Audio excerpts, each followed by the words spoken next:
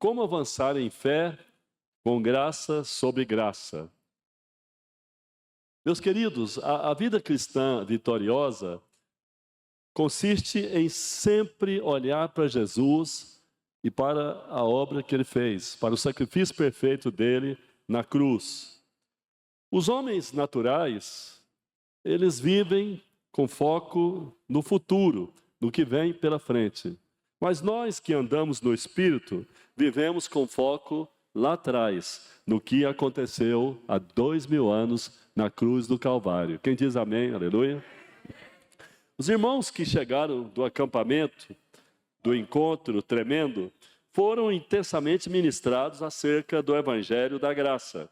Receberam diversos enfoques sobre a obra do Senhor na cruz. Mas afinal, vocês tiveram um encontro com Deus? Vejam bem, Jesus disse: não fostes vós que escolhestes a mim, eu vos escolhi a vós. Noutra passagem ele fala assim: todo aquele que o Pai me dá, esse vem a mim. Observe, todo aquele que o Pai me dá. Preste atenção, não foi você que escolheu Jesus, foi Ele que escolheu você. E não foi você que veio a Ele, foi o Pai que lhe trouxe.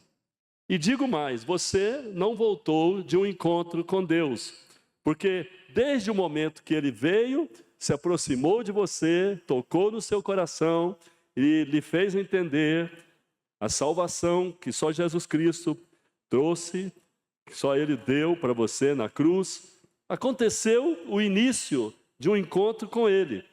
O Pai, o Filho e o Espírito Santo vieram habitar em você. Quem diz amém?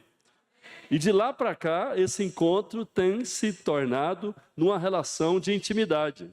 Portanto, você não foi se encontrar com Deus, Ele veio se encontrar com você. E agora você e Ele se tornaram inseparáveis. Você e Ele se tornaram um só, para sempre. 1 Coríntios capítulo 6, versículo 17, fala assim: aquele que se une ao Senhor é um espírito com Ele. Aquele que se une ao Senhor. Quem se uniu ao Senhor aqui em fé? Então, você agora é um espírito com Ele. Desde o momento que você teve um encontro, ou melhor, que Ele encontrou você, né? Ele encontrou você, porque você pensa que foi encontrar com Ele, mas Ele encontrou você bem antes. Quem diz amém, aleluia? E você e Ele se tornaram um só. Ouça bem, agora que estamos em Cristo, Deus não nos trata segundo a régua da lei, mas de acordo com o seu favor em Cristo, sua graça em Cristo Jesus. E Ele quer que desfrutemos do seu superabundante favor, porque o favor de Deus em Cristo, ele não é só abundante, ele é superabundante. Agora, Deus requer de você e de mim, Deus requer de nós, fé, apenas fé. Ele não precisa de mais nada nosso, a não ser fé. E, lógico, que andemos, né, sempre de acordo com a nova aliança que foi selada com o sangue de Jesus. Diante disso, precisamos ter consciência plena sobre quem nós somos e o que possuímos em Cristo, desenvolvendo a nossa fé à luz das verdades do Evangelho da Graça. E essas verdades se encontram nas Sagradas Escrituras, especialmente nos livros de Romanos a Hebreus. No Velho Testamento, nós encontramos algumas figuras, tipos, sombras do sacrifício do Senhor Jesus, da pessoa dele e da superior aliança que ele veio selar com o seu sangue. Você precisa assimilar e ter sempre em mente, para avançar em fé e receber graça sobre graça. Primeiro, nós estamos no mundo, mas não somos do mundo. O propósito de Deus para nós é que estejamos em contato com as pessoas do mundo, mas não para participar do mundo como mundanos, como as pessoas que estão lá fora, que são mundanas. Deus quer que tenhamos contato com o mundo para que possamos contagiar as pessoas lá fora com o amor de Deus, mostrar às pessoas lá fora, revelar o amor de Deus, revelar a graça de Jesus, revelar a bondade de Deus, e a redenção que foi dada a todo pecador na obra consumada do Senhor. Mas se não formos santificados pela palavra, teremos dificuldades para fazer o que Deus espera que façamos, que é levar o amor dele lá fora. Se não formos santificados pela palavra e pela ação direta do Espírito Santo, vamos enfrentar dificuldade para brilhar no meio das trevas. Em João capítulo 17, versículo 17, Jesus orando na sua oração sacerdotal, falando com o Pai e intercedendo por nós, Jesus disse assim: Pai, santifica-os na verdade, a tua palavra é a verdade. Santifica eles, meus discípulos, na verdade. Então, Jesus está pedindo ao Pai para nos santificar na sua palavra. A tua palavra é a verdade. Ora, aí você pode estar pensando, como é que eu me torno purificado, santificado pela palavra de Deus? Esses irmãos que passaram pelo encontro, não que passaram pelo encontro, como eu já corrigi aqui, mas que foram a esse retiro e deram sequência a um encontro com Deus, eles receberam ali um banho da palavra, receberam muitas palavras de Deus e voltaram motivados a testemunhar o que Deus fez, voltaram contagiados pelo amor de Deus, pelo poder do Evangelho. Por quê? Porque foram santificados pela palavra. Nesses dias, se deram a palavra, se abriram para a palavra, estiveram expostos à palavra, ou receberam pregações da palavra com luz de Deus, e então ficaram purificados, não estão como estavam antes, porque a palavra os purificou. A palavra de Deus, ela tem esse poder de nos santificar. E você me perguntou, e quem sabe está a perguntar, como a palavra me purifica? Eu estou explicando, mas antes que eu dê mais explicação, eu quero perguntar, o seu coração está sempre disposto a ouvir ministrações da palavra de Deus? Eu pergunto isso porque, quem sabe, você passa um tempo ouvindo a palavra aqui no prédio da igreja, ouvindo a palavra no retiro, mas depois você volta à sua rotina e acaba não tendo mais contato com a palavra. E quem sabe você que está frequentando a igreja já há um bom tempo, você tem estado no dia a dia distante da palavra. Você não tem tempo para ouvir pregações da palavra. Aí você pergunta, mas é tão importante assim ouvir pregações da palavra? Daqui a pouco eu vou ler um texto na Bíblia e você vai perceber quão importante é ouvir pregações da palavra com base no Evangelho da graça. Escuta bem, pessoas cristãs, crentes, que não se expõem a ouvir as pregações da palavra de Deus, elas ouvem as palavras do inimigo. E como é que é o crente que ouve palavras do inimigo? São crentes cheios de medo. Todo crente que ouve as palavras do inimigo, ele é cheio de medo, de incertezas e fraquezas. Não rompe em fé e em crescimento espiritual. A fé só vem se você tiver ouvidos para ouvir as pregações da palavra de Cristo, ou seja, as palavras com as revelações do Evangelho da graça.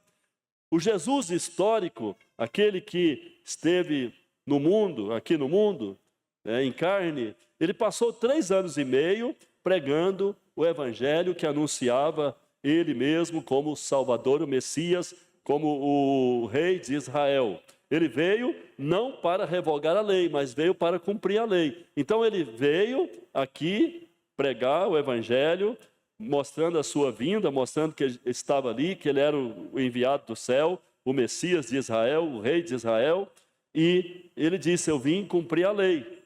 Então ele passou um tempo ali na terra, passou um tempo aqui na terra, cumprindo a lei. Agora, o Jesus ressurreto, aquele que ressuscitou dos mortos, ele subiu ao céu. E hoje ele prega, ele já começou a pregar e continua pregando o Evangelho da nova aliança da graça. Um dia ele chamou um homem chamado Saulo e teve um encontro com ele e deu a ele revelação de si como o Senhor e Salvador da sua vida. E depois ele levou esse homem chamado Saulo, que também era conhecido como Paulo, para um deserto. E naquele deserto ali ele falou com Paulo sobre o Evangelho da Graça, revelando, mostrando o que aconteceu na cruz, os resultados da sua morte, da sua ressurreição, como aquilo tudo poderia transformar e transformaria de fato a vida dele. E ele deveria então sair pelo mundo pregando e ensinando esse Evangelho que é baseado não na velha aliança, não na lei, mas baseado na graça, baseado na sua morte sacrificial, no seu sacrifício perfeito. E, portanto, Jesus veio aqui na terra, cumpriu a lei, depois que morreu, ressuscitou, ele trouxe o Evangelho, ele ministrou a Paulo o Evangelho da graça, e depois os outros discípulos também tiveram entendimento, passaram a ministrar o Evangelho da graça, e de geração em geração, o Evangelho da graça da nova aliança está sendo pregado, chegou até nós. Quem diz amém, aleluia, glória a Deus. Na graça nós estamos vivendo um tempo diferente, Então quem vive na lei, vive trabalhando, se esforçando e tentando se justificar diante de Deus, por meio das suas obras que Deus considera imperfeitas, porque toda obra do homem, toda obra da carne é imperfeita para Deus, Toda obra que é fruto de esforço carnal é imperfeita para Deus. Agora, na graça, nós estamos descansando na obra perfeita de Jesus na cruz. E enquanto isso, Deus trabalha por nós. Enquanto trabalhamos, Deus descansa. Olhe para o seu irmão, para a sua irmã aí ao lado, fala: enquanto trabalhamos, Deus descansa. Enquanto descansamos, Deus trabalha. Quem diz amém? Glória a Deus. Então, esse é o tempo que estamos agora. Segundo, se queremos andar em fé, avançar em fé e receber graça sobre graça, temos que entender algo. Quando nos alimentamos das palavras de Deus, Deus nos favorece com maior graça. Quando nos alimentamos da sua palavra, Deus nos favorece em meio às adversidades. Então nós enfrentamos adversidades, enfrentamos problemas neste mundo, enfrentamos aflições, mas quando nos alimentamos da palavra de Deus, nós nos tornamos fortes para resistir, para vencer, para ir avançando, e avançando em fé, recebendo graça sobre graça, e vamos em frente, superando toda dificuldade e adversidade. Não sei se lhe disseram, não sei se já lhe disseram isso antes, mas quanto mais tempo você dedica para ouvir, meditar e nutrir a sua alma com a palavra de Deus, com as palavras do Evangelho da Graça, mais o Senhor manifesta o seu favor e lhe faz romper em vitória. Se você entender isso, a sua vida vai ter uma guinada para crescimento. Se você entender isso, se você dedicar mais tempo para ouvir a palavra de Deus, para meditar na palavra de Deus, refletir na palavra de Deus, receber mais direções de Deus na palavra, mais luz, pode ter certeza que Deus vai manifestar mais favor, porque há uma relação estreita entre a palavra da graça e a graça, o favor de Deus. Ele vai sempre fazer fluir mais graça para quem está ouvindo a palavra da graça, recebendo as pregações da graça. Lá no tempo da lei, Deus já falava sobre a importância de ouvir a sua palavra, de seguir a sua palavra. Josué, capítulo 1, versículo 8. Josué 1, 8. A palavra de Deus, em Josué, capítulo 1, versículo 8, fala assim, Deus aconselhando Josué: não cesses de falar deste livro da lei. Não cesses de falar deste livro da lei. Antes medita nele. Olha só, medita nele, dia e noite, para que tenhas cuidado de fazer segundo tudo quanto nele está escrito, então farás prosperar o teu caminho e serás bem-sucedido. Observa isso. Deus está atento a isso. Se lá no tempo da lei, Deus dizia isso, falava isso para aqueles que estavam seguindo, né, os seus caminhos. Então, hoje não é diferente. Naquele tempo, né, eles tinham que meditar nas palavras da lei. Hoje nós temos que meditar nas palavras da graça. Quem diz amém, aleluia? No Salmo 1, versículo 2 e 3. Salmos 1, 2 e 3. Antes o seu prazer está na lei do Senhor, e na sua lei medita. Na sua lei medita de dia e de noite. Aí você fala para mim, você pergunta para mim, apóstolo, como é que eu medito na palavra de dia e de noite?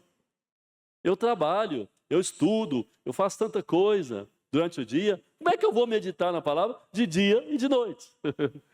Veja bem, não significa que você vai ter que estar lendo a Bíblia o tempo todo. Significa que você vai ter que estar pensando na Bíblia, vai ter que estar refletindo sobre aquilo que Deus falou com você, sobre aquilo que Ele tem falado com você na palavra, numa música, diretamente. Então, você tem que estar meditando nas palavras de Deus, meditando no que Ele fala com você. A palavra diz, Ele é quem perdoa, ou melhor, vamos ver agora, Salmo 103, 3 a 5. Salmo 103, 3 a 5.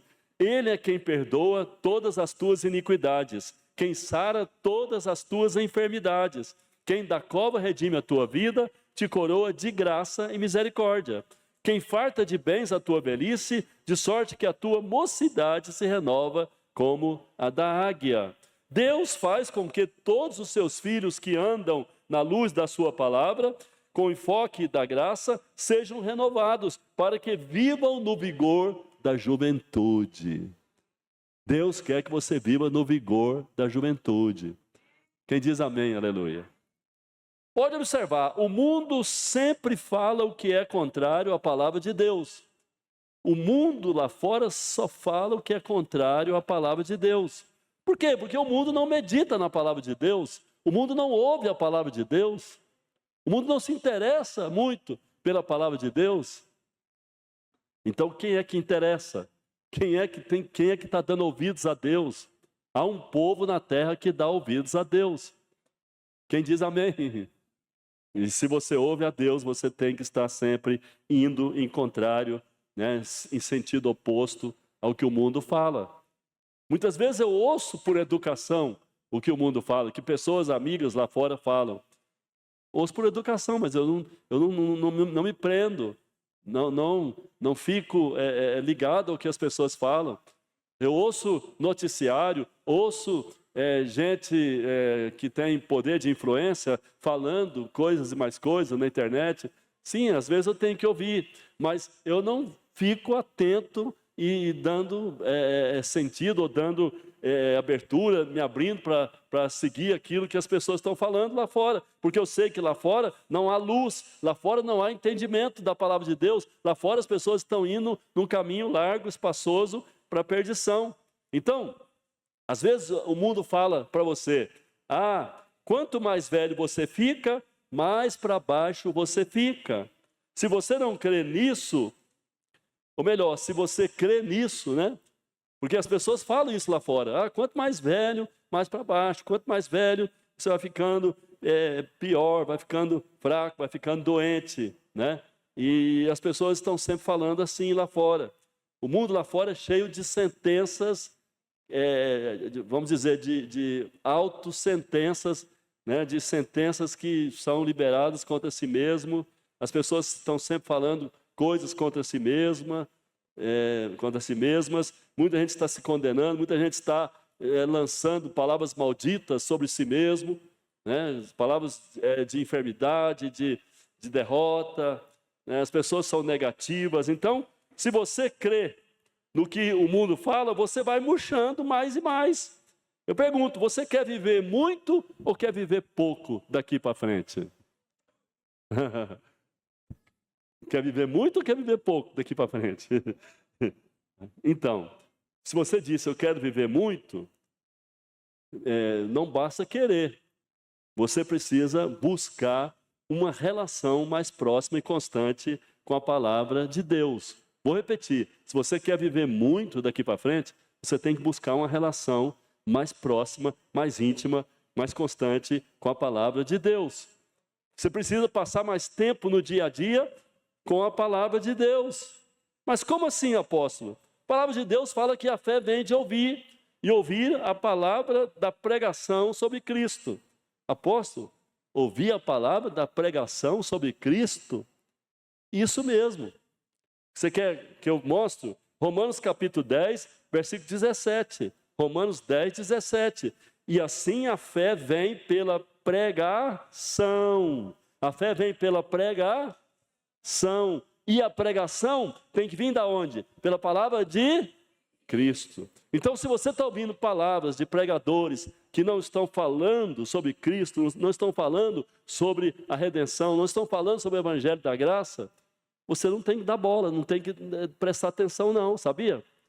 Apóstolo, mas são pregadores da palavra. São, mas não estão falando a palavra de Cristo. Porque a palavra de Cristo é a palavra do evangelho da graça. A fé vem pela pregação, mas não é qualquer pregação. Por isso que tem muito crente que ouve a palavra, mas não é liberto. Ouve a palavra, mas não cresce. Ouve a palavra, mas está sempre indo para baixo mesmo. Porque não está ouvindo a palavra certa. A palavra certa é a palavra de Cristo. É a palavra do evangelho da graça. A fé vem pela pregação. Mas eu pergunto, quanta pregação você está ouvindo? Quanta pregação você está ouvindo? Apóstolo, para mim já é demais ouvir uma pregação aqui. Eu fico aqui uma hora e meia ouvindo pregação. É difícil para mim. Então ok. Daqui a alguns dias vamos estar no seu velório. Mas, tá, você quis assim. Porque você não gosta de pregação, você não gosta de ouvir a palavra de Cristo. E aí você quer viver para quê então? Como vai viver? Porque a palavra de Deus é que gera vida. A palavra de Deus é que ela produz em você o ânimo, a esperança, a confiança e vai renovando suas forças, como nós lemos agora há pouco, para que você viva no vigor da juventude. Quem diz amém, aleluia? Então, veja bem, não é só ler, não é só escutar, mas ouvir atentamente, refletir, meditar e absorver e praticar cada revelação. Siga os nossos perfis na internet. Eu estou decepcionado, porque eu estou com 50 pessoas me seguindo todo dia. Eu tenho mais de 50, eu tenho mais de 5 mil no Facebook, tenho mais de 3 mil no Instagram, já tem mais de 500 no YouTube, mas sabe quantos estão de fato assistindo as pregações que eu falo, que eu estou fazendo? Os podcasts? 50, no máximo 60. Eu estou acompanhando isso. Mas por quê? Eu não tenho tempo, apóstolo. Não tenho tempo. Aliás, eu vou ser sincero com vocês. Eu não gosto de ir em velório.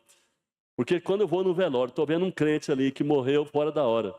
Eu fico sem jeito de falar. Falar o quê? Essa pessoa podia viver até os 100 anos, 120, mas está morrendo cedo porque não quis ouvir a palavra, não prestou atenção, não seguiu a palavra, não teve paixão pela palavra. Apóstolo, você está julgando as pessoas? Não estou julgando. Eu estou apenas reportando o que está escrito na Bíblia. Tá? E você vai ler outros textos agora, para você perceber. Sim, porque, sabe de uma coisa? A palavra de Deus mostra o testemunho de Caleb. Caleb. Quem já leu sobre a vida de Caleb na Bíblia? Quem já leu sobre Caleb?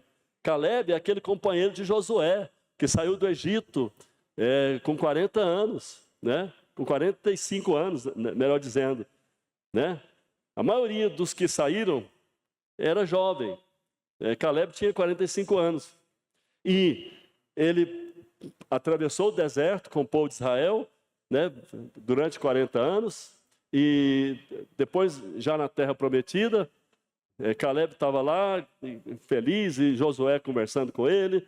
E ele reportando, falando, né, como Deus deu graça. E ele disse assim, olha Josué, eu me sinto vigoroso, me sinto, sabe, como eu estava há 40 anos atrás. Eu me sinto jovem, me sinto forte. O que aconteceu com Caleb, companheiro de Josué? Ele tinha um segredo. Qual o segredo dele? Ele usufruiu da palavra, ele prestou atenção em tudo que Moisés falava. Ele tinha um coração na palavra, né? E então ele se sentia forte, porque ele estava sempre indo para cima. Em vez de murchar, Caleb parou de envelhecer, recebeu o renovo de Deus como a águia e estava forte para toda a batalha aos 85 anos de vida. Quantos querem estar fortes para a batalha aos 85 anos de vida? Aleluia! Chegaremos lá, quem diz amém, aleluia, né?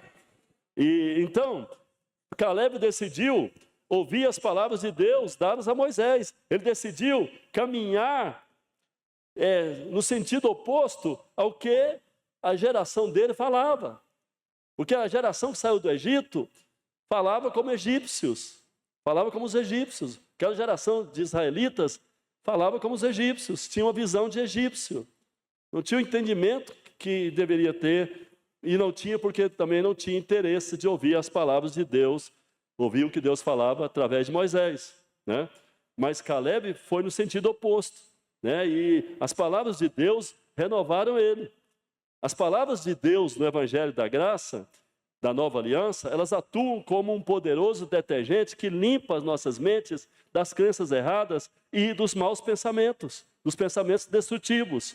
São palavras que trazem vida e saúde até para os nossos ossos. Provérbios 3, 1 a 4. Provérbios 3, de 1 a 4. Filho meu, não te esqueças dos meus ensinos, e o teu coração guarde os meus mandamentos. Segue.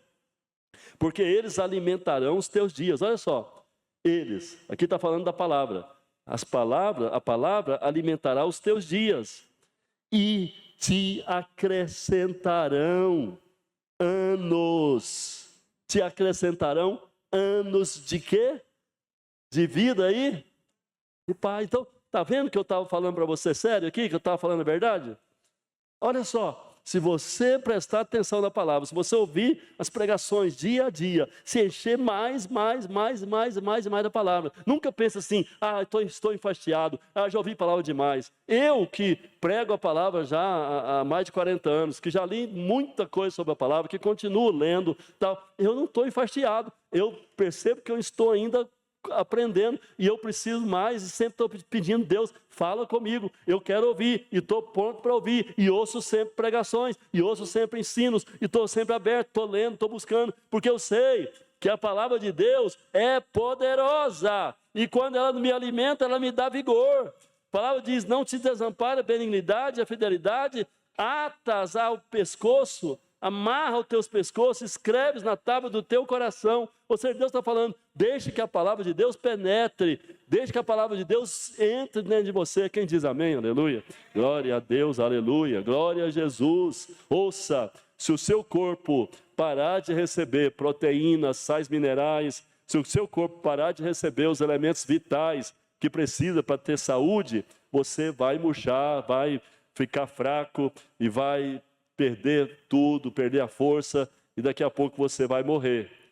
Da mesma forma, o seu espírito, se parar de ouvir a palavra, por exemplo, quem passou nesse retiro agora, recebeu tanto de Deus, se parar, não vou mais ouvir, já ouvi tudo que eu tinha que ouvir, se parar de ouvir, não ficar atento mais ao que Deus fala, não ler, não escutar as pregações, ouvir as pregações, ter interesse pelas pregações da palavra de Cristo, vai murchar. Por que gente que passa por tantos retiros em momentos de avivamento, depois murcha e vai para o mundo até? Porque não se alimentou da palavra, parou de se alimentar da palavra, parou de se alimentar. Fica 2 dias sem comer carne, comer arroz, feijão, comer o que você come todo dia. Fica 2 dias em jejum total. Você vai sentir uma fraqueza. Eu consegui ficar 21 dias, sem comer nada. 21 dias. É possível, então, para quem tem uma saúde boa, passar 21 dias, 40 dias, até mais, sem comer.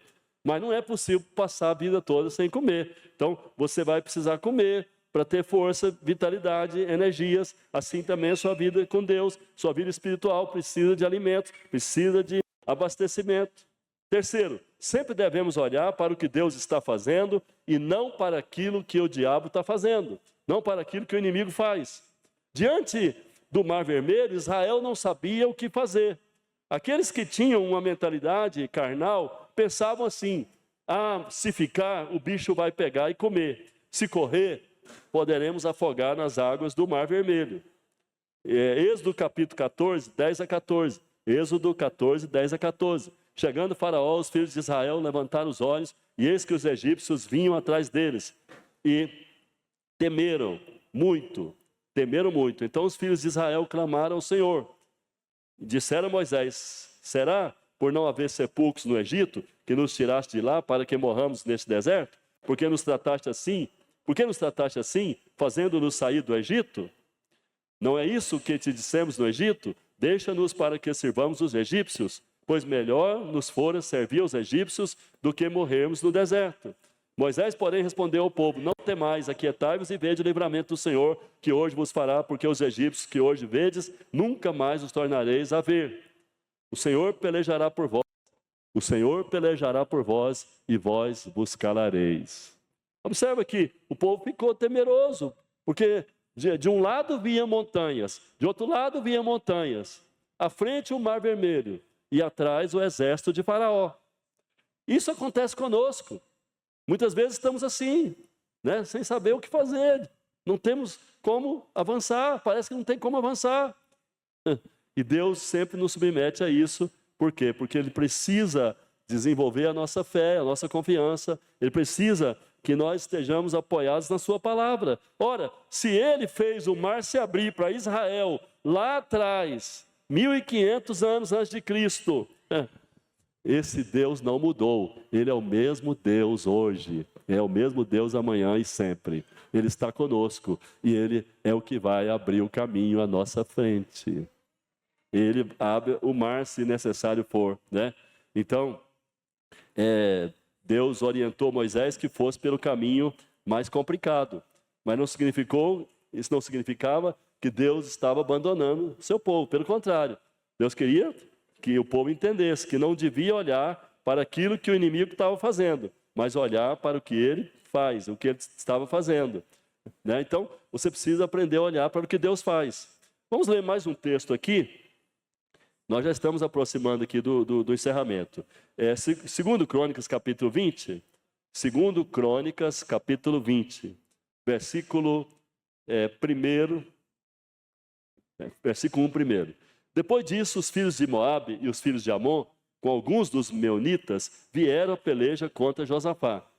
Então, olha só, Josafá era o rei de Judá, povo de Deus naquele tempo, né? E aí, os inimigos ali próximos, os moabitas, amonitas, vieram mancomunados contra Israel, contra Judá, né? Vieram para destruir Judá.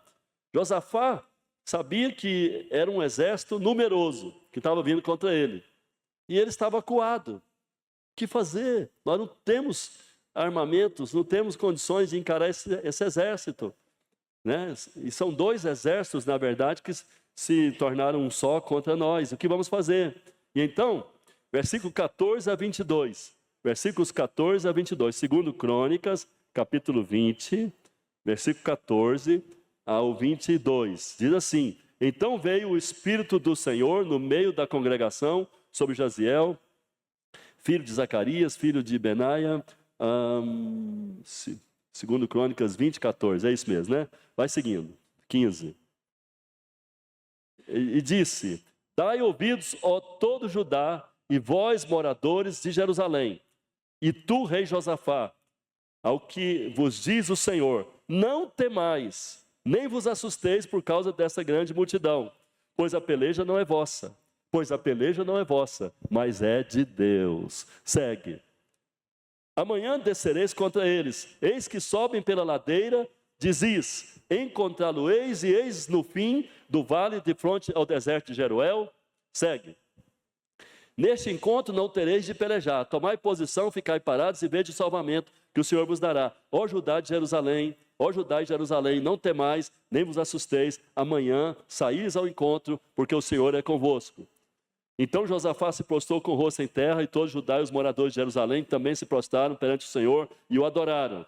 Disseram-lhe os levitas, dispuseram-se os levitas, dos filhos dos coatitas, dos coreitas, para louvarem o Senhor, Deus de Israel, em voz alta, sobremaneira.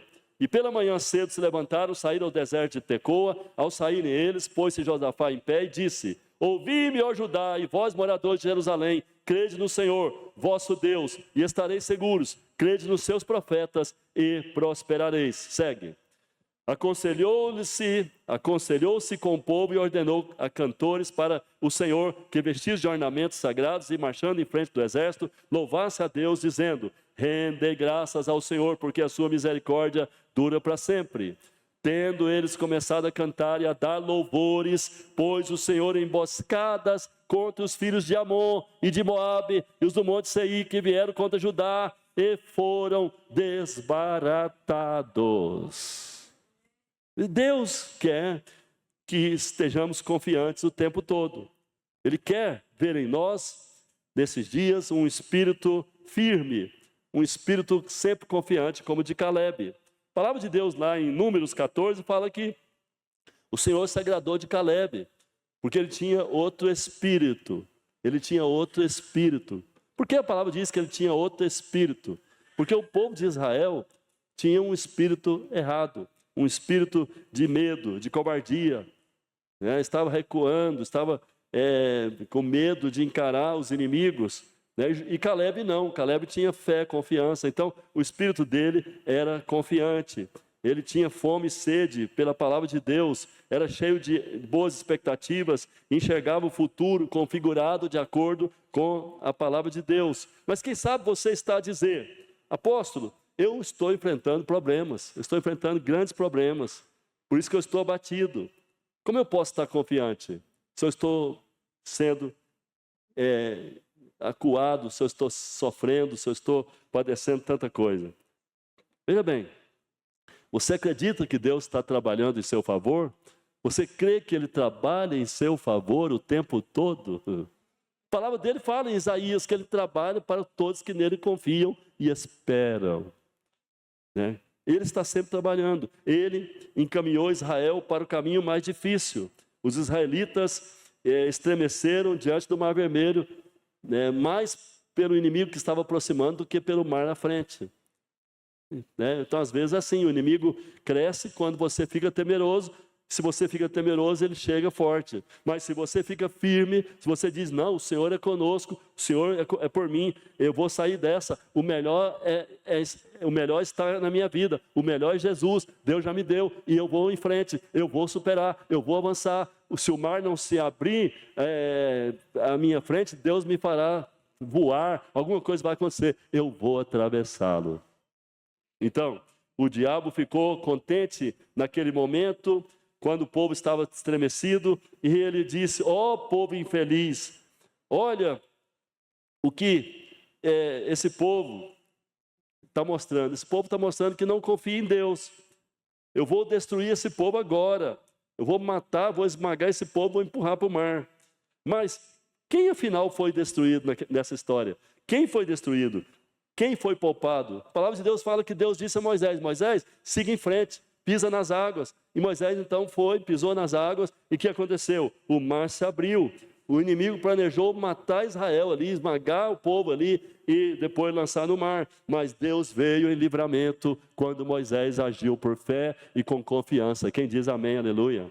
Então, quem sabe no início desse ano, o inimigo disse: eu vou matar essa pessoa, vou matar esse crente. Quem sabe o diabo planejou a sua morte.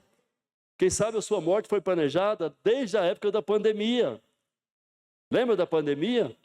Quem sabe o inimigo planejou, porque o inimigo fez uma lista. Ele fez uma lista. Olha, vou matar esse de A a Z. Vou matar esse, com Covid, né? E você estava na lista. Você nem viu, mas o Senhor livrou você.